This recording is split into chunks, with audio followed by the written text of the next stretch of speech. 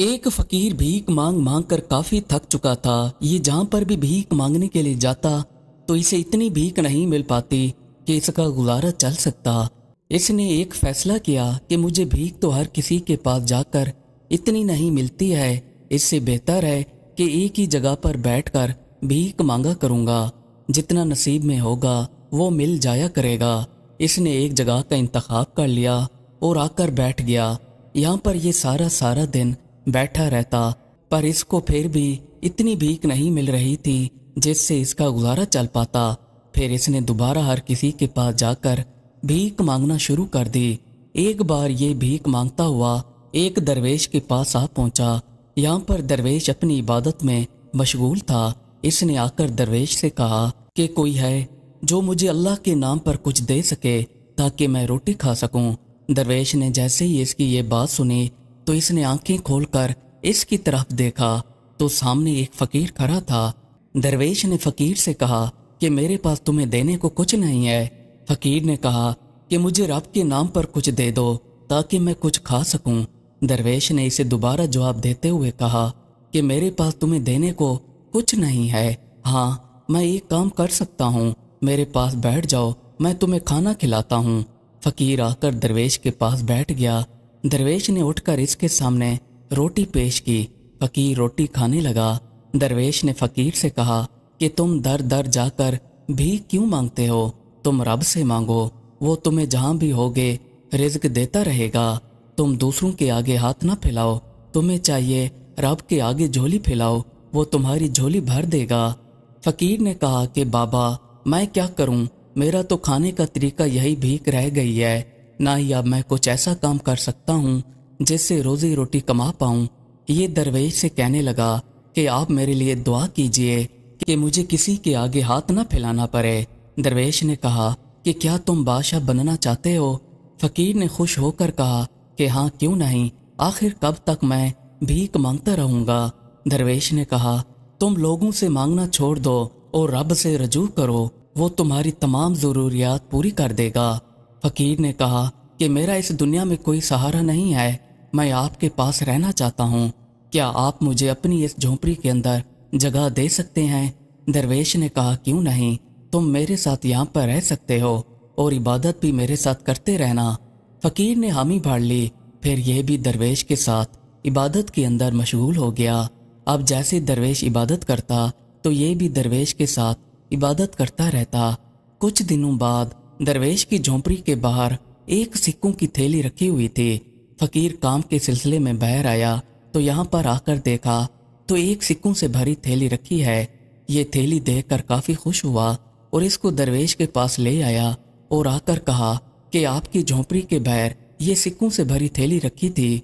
दरवेश ने फकीर से कहा कि देखो, मैंने कहा था कि दूसरों के सामने हाथ न फैलाओ, सिर्फ अल्लाह से मांगो, वो ज़रूरियात खुद ब खुद ही पूरी कर देता है। अगर हम अपने सच्चे दिल से रब की तरफ रजू करते हैं तो रब भी हमारी तरफ रजू करता है। तो चलो तुम अब एक काम करो, शहर जाकर आटा खरीद लाओ। फकीर झोंपड़ी से रवाना होकर शहर की तरफ चल पड़ा। ये कुछ ही देर बाद शहर के अंदर आ गया। यहाँ पर आकर इसने आटा खरीदा। आटा खरीद कर ये रास्ते में आ रहा था तो इसे बादशाह के सिपाहियों ने पकड़ लिया और पकड़ कर इसे अपने साथ महल की तरफ चल पड़े।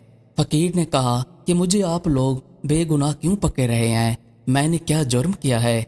सिपाहियों ने कहा कि तुम चोर हो, हम तुम्हें इसलिए पकड़ कर जा रहे हैं, हमें तुम पर शक है, तुमने बादशाह के महल से चोरी की है। फकीर चीखता चिल्लाता रहा, मैं कोई चोर नहीं हूँ। बादशाह के सिपाहियों ने इसकी एक भी ना सुनी और इसे पकड़कर अपने साथ महल ले आए और यहाँ आकर इसको कैद खाने के अंदर डाल दिया। काफी देर हो जाने के बाद भी फकीर दरवेश के पास ना पहुंच सका। दरवेश ने सोचा फकीर बंदा तो काफी अच्छा था, हो सकता है ये रास्ता भूल चुका हो या कोई इस पर मुसीबत आन पड़ी हो। अगर वो आज शाम तक नहीं आता तो सुबह जाकर खुद देख लूंगा। पर फकीर सुबह होने तक भी ना आया। दरवेश उठा और फकीर को ढूंढने के लिए शहर की तरफ चल पड़ा। यहाँ पर आकर दरवेश फकीर को ढूंढता रहा पर फकीर न मिल पाया। दरवेश आखिर थक कर एक जगह पर बैठ गया तो यहाँ पर कुछ लोग बातें कर रहे थे कि देखो, बादशाह के महल से चोरी जो हुई है اب اس نے بے گناہ لوگوں کو پکڑ لیا ہے اور ان کو سزا بھی آج سنا دے گا۔ یہ تو ظلم ہوا نا، پتہ نہیں چوری کس نے کی ہے اور یہ سزا بے گناہ لوگوں کو دے گا۔ درویش نے ان لوگوں کی باتیں سن لیں اور سوچا کہ ہو سکتا ہے بادشاہ کے سپاہی بھی فقیر کو چور سمجھ کر اپنے ساتھ نہ لے گئے ہوں۔ درویش بادشاہ کے محل کی طرف چل پڑا۔ یہاں پر آ کر دیکھا تو لوگوں کا کافی مجمع لگا ہوا تھا۔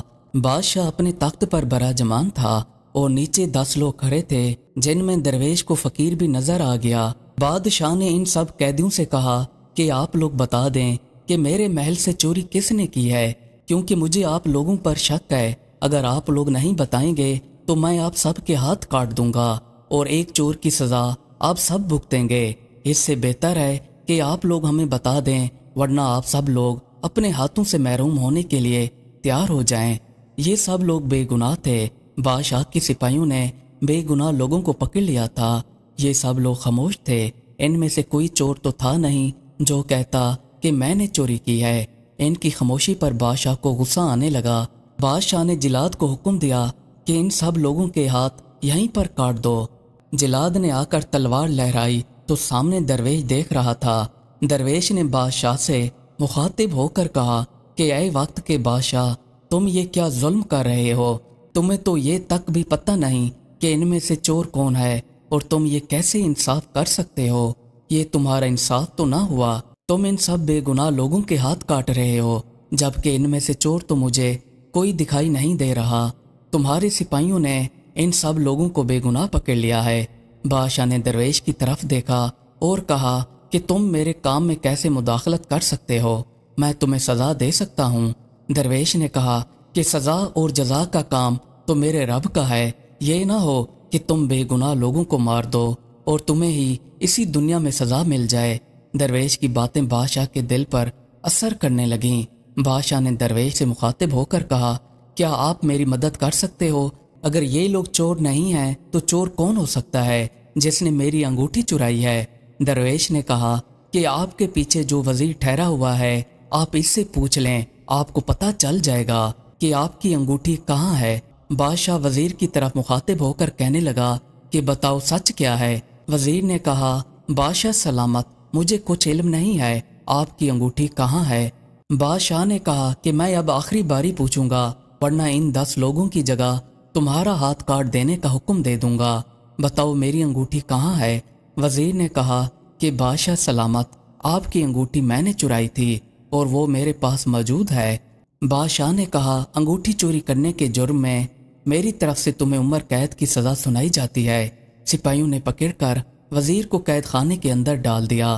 بادشاہ نے درویش سے پوچھا کہ آپ کو کیسے پتہ چلا کہ چور وزیر ہے؟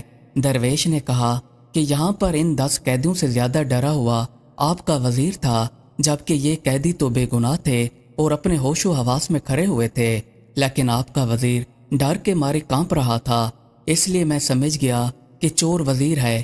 بادشاہ نے ان سب 10 بے گناہ لوگوں کو چھوڑنے کا حکم دے دیا اور درویش سے کہا کہ آپ میرے وزیر بننا پسند کرو گے؟ درویش نے کہا، ہمارا اس دنیا سے کوئی لگاؤ نہیں ہے، ہم تو کبھی ایک جگہ نہیں رہتے، جہاں پہ جگہ مل جاتی ہے وہاں پر رہ کر گزارا کر لیتے ہیں۔ زندگی تو 2-4 دن کی ہے، اسی لیے رب کا شکر ادا کر کے گزار رہے ہیں۔ اگر آپ نے وزیر بنانا بھی ہے تو اس قیدی کو بنا لیں۔ درویش نے فقیر کی طرف اشارہ کر کے کہا۔ بادشاہ نے کہا کہ آج سے ہمارا وزیر یہی آدمی ہوگا۔ فقیر نے آ کر درویش کو گلے لگایا اور کہا کہ آپ کی نوازش سے آخر مجھے بادشاہ کے محل کے اندر جگہ مل گئی۔ درویش نے کہا کہ اگر تم ایمانداری سے کام کرتے رہو گے تو بہت ہی جلد بادشاہ بھی بن جاؤ گے۔ اور درویش نے فقیر کو نصیحت کی کہ اگر تمہارے نصیب میں ہوا جب تم بادشاہ بن جاؤ تو رعایا کے مسائل حل کرتے رہنا، تمام غریب لوگوں کو ماہانہ وظیفے دیتے رہنا اور ان کی دیکھ بھال خود کرنا، کیونکہ اگر تم ان کی دیکھ بھال نہیں کرو گے تو آخرت والے دن جواب دینا پڑے گا۔ جتنا بڑا عہدہ انسان کے پاس ہوتا ہے، انسان بھی اتنا بڑا جواب دہ ہو جاتا ہے۔ یہ کہہ کر درویش اپنے راستے کی طرف چل دیا۔ فقیر بادشاہ کا وزیر بن چکا تھا۔ یہ بادشاہ کو اچھے اچھے مشورے دیتا تھا۔ کچھ سالوں بعد بادشاہ کی طبیعت خراب ہوئی اور یہ اس دنیا سے چل بسا۔ بادشاہ نے اپنی آخری وصیت میں کہا تھا کہ میرے مرنے کے بعد وزیر کو بادشاہ بنا دینا، اور پھر وزیر بادشاہ بن گیا۔ وزیر نے درویش کی باتوں پر عمل کیا اور پورے ملک کے اندر جہاں بھی جتنے بھی غریب لوگ تھے ان کو مکانات بنا کر دیے اور وظائف بھی دینا شروع کر دیے، اور غریب لوگوں کی دعائیں وصول کرتا رہا۔ مزید اچھی ویڈیوز دیکھنے کے لیے ہمارے چینل کو سبسکرائب کر لیں۔ شکریہ۔